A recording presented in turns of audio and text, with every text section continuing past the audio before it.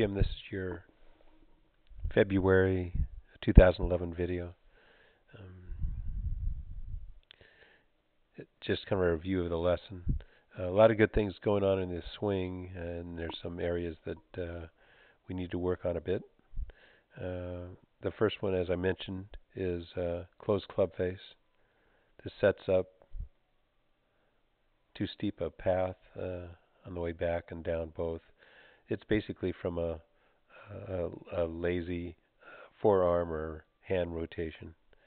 Um, you want to end up just like our buddy Adam Scott right here. Next position, see he's on plane, hands still in front of his chest. You're off plane, you're back on plane for a bit, then you get back off. See how your hands are drifting behind you? Um, your right elbow is tucked in, and you're too steep. You can get by with the steepness, like we said, but um, the modern swing is more shallow, just like Adam Scott. So here, see you're kind of bunched in here. That armpit is still jammed in. See how your hands are behind you? Your right elbow is behind you. Watch how he rotates his shoulders. See how his hands, you see the shadow. The hands are still in front of his body.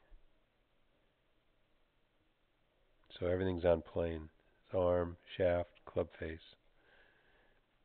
You're here, too steep. Things aren't really lined up. You're going to have to make some compensating moves. So on the way down, sure enough, too steep. So we have to go from, this is really steep. And again, it's caused by the takeaway, I believe. So you got to go from,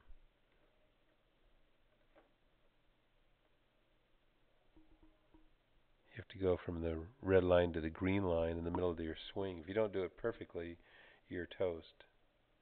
Here's something that we didn't cover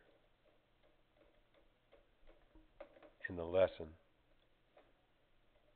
and it has to do with your hip movement. It's not as good as we thought it was. See the back corridor? Your hip pocket should remain against the back corridor. So you come out like this, and then you slide away.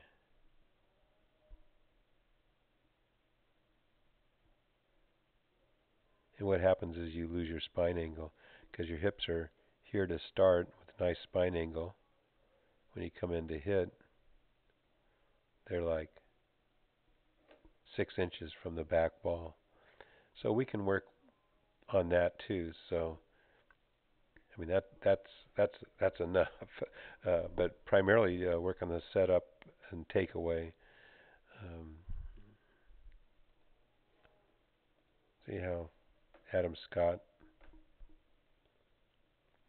gets that left cheek back at impact and keeps it there. So his spine angle is really good through here.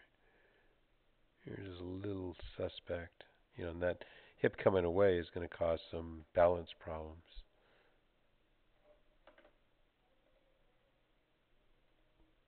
Here's from face on.